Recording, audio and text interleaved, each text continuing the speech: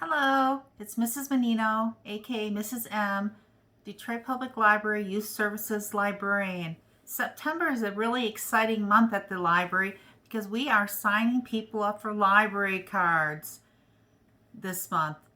September is National Library Card Sign Up Month, and it's so easy to get a library card. If you live in the city of Detroit, you would get your digital library card at this time by going to DetroitPublicLibrary.org with your digital device. When you load the screen, you will see a prompt that says get a temporary library card. You will click on that link and it will load it, and you will see a temporary library card application. Now, if you are a teacher, you can send an email to ask a librarian at DetroitPublicLibrary.org and register your class so that they can use all the services that our digital library provides. You can access free tutoring at tutor.com. You can access, and that's on our site, so you would go to our kids zone and you would find our tutoring, tutor.com link, and you can get free homework help. You can get free reading help. There's lots of research and resources on the Detroit Public Library site. Not only does the library allow you to access free databases like Ancestry.com and more, but it also allows you to borrow books from the privacy of your own home. You can borrow books in your PJs if you choose to. Now, boys and girls, once again, you go to DetroitPublicLibrary.org, fill out this temporary library card application. At that time, you'll receive a digitized library card and you'll hit submit. Now, you must live in Detroit or Highland Park to get a Detroit Public Library card. However, if you live in another city, if you visit your library, you can gain access to all those free materials that your library system has also. Now, if you live in the state of Michigan, you'll go to your library, and if they participate in MI Library Card, they'll put this logo on your card. You can borrow books and other materials from various libraries all over the state of Michigan. Not just your own library system, but all over the state if your library participates. So visit your library to find out more about that. Now, it is Library Card Sign Up Month, so the story that I've chosen to read to you is a factual story. It's about Richard Wright. Richard Wright is a famous author, and it's about his need to get a library card. This is the story of Richard Wright and the library card. It's written by William Miller, and it's illustrated by Gregory Christie.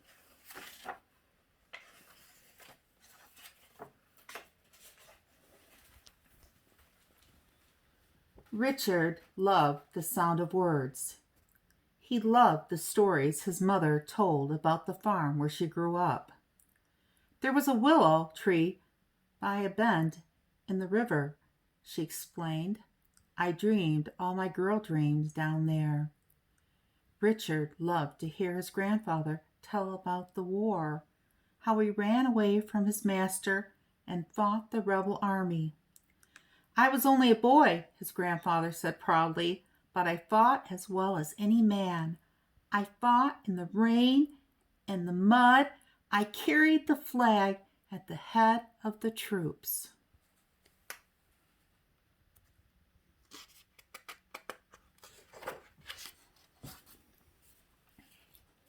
Richard longed to read stories on his own, but his family was very poor. They moved often, looking for work in different towns and cities. His father cleaned office buildings His mother cooked in the kitchens of wealthy white people. Richard had little chance to go to school. His mother taught him when she could, reading the funny papers out loud, sounding each word carefully.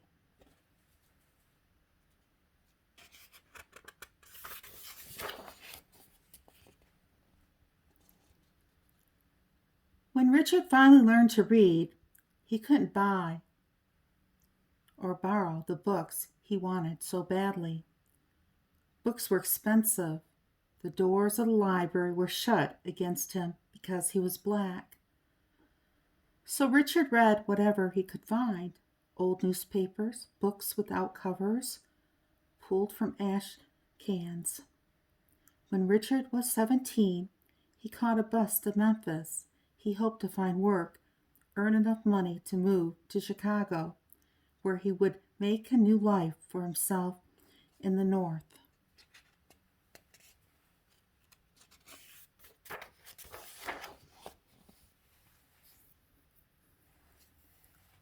Richard walked the hot streets looking for a job that would be his ticket to freedom. He saw many young men like himself searching for the same job, the same way out. He finally found a place in an optician's office. He polished sunglasses, swept the floors, and ran errands for the white man. As long as he kept his head down, as long as he began every sentence with "Sir," Richard was safe.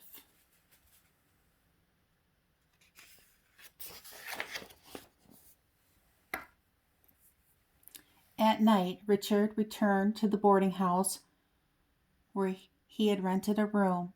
To save money, he ate beans from the can, warmed by water from the tap. Listening to the noise of the street below his window, Richard felt a familiar hunger for words. There were thousands of books in the public library, but only white people could get a card, could take them out. But Richard had an idea. At work, he looked around the office, trying to find one man who might understand his hunger for books.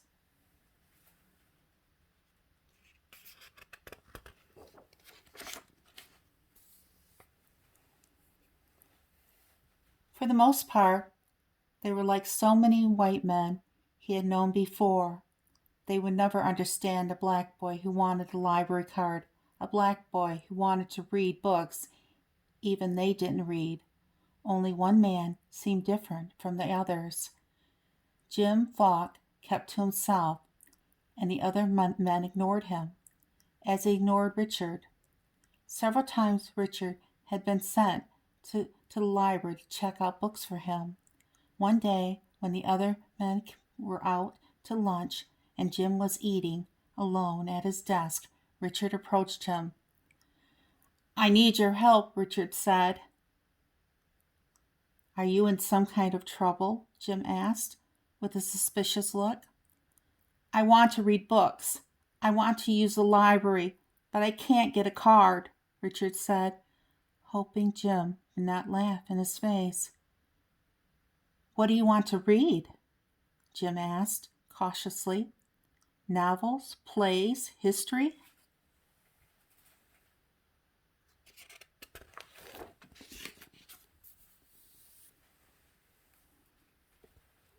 Richard felt confused. His mind was racing so fast he couldn't think of a single book. Jim said nothing, but reached into his desk and brought up a worn white card. He handed it to Richard. "How will you use it?" he asked. "I'll write a note," Richard said, "like the ones you wrote when I got books for you." "All right," Jim said nervously, "but don't tell anyone else. I don't want to get into trouble." "No, sir," Richard promised. "I'll be careful."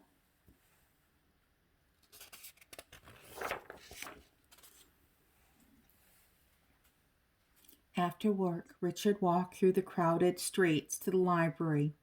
He felt as if he were on a train to Chicago, as if he were traveling north already.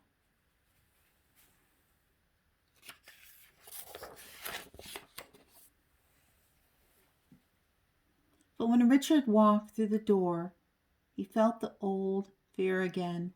Many heads were raised at the sight of a black boy in the library.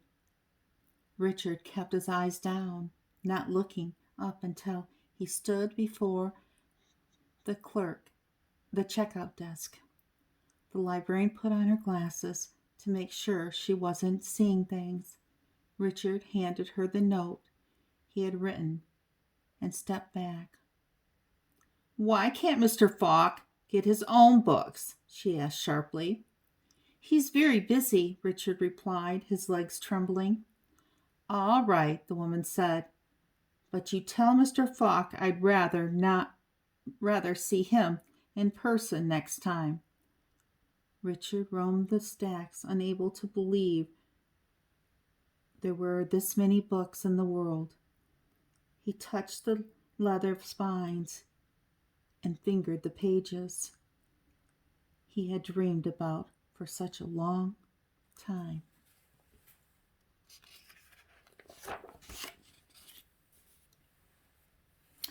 "Are you sure these books aren't for you?" the librarian asked in a loud voice when he went to check them out. Once again heads turned, and Richard felt the eyes of white people on him. He thought he had been caught, that he would never be able to read the books he wanted so badly. But Richard told the lady what she wanted to hear, what she believed was true about all black boys like him. "No, ma'am," he said, "these books aren't for me. Heck, I can't even read." The librarian laughed out loud and stamped the books. Richard heard other people laugh as he walked out the door.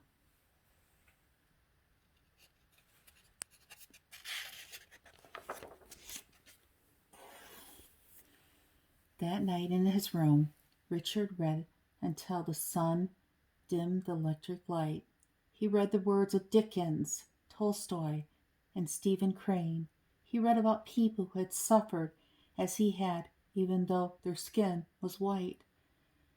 They longed for the same freedom Richard had spent his entire life trying to find. With the light of the sun coming through the window, Richard put down the book. He felt sleepy, but the words he had read echoed in his ears, colored everything he saw. He wondered if he would act differently, if others would see how the books had changed him. Richard knew he would never be the same again.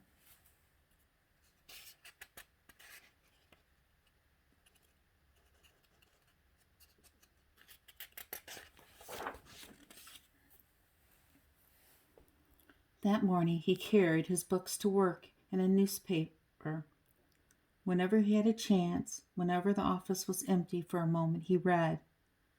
Mr. Falk walked over, pretending that he was asking Richard to go and pick up his laundry for him. "What'd you get?" he asked under his breath. Richard opened the newspaper and showed him. Jim seemed shocked at first, but then a smile came over his face.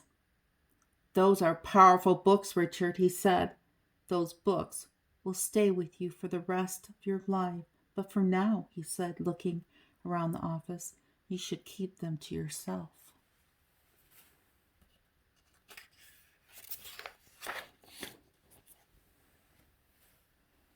Richard tried to do just that, but as the time for the journey north came closer, he didn't care who saw him reading.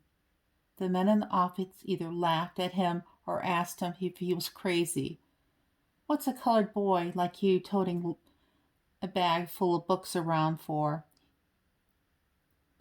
Your head can't hold all them big words." Every now and then Jim smiled at him from across the room. The library books had changed some of Richard's feelings about white people. Richard still feared them, but he understood them better. The day he left for Chicago, Richard stopped by Mr. Falk's desk. "Thank you," Richard said. "Thank you for the books. Thank you for everything." Jim didn't say a word, but he shook Richard's hand in front of everybody.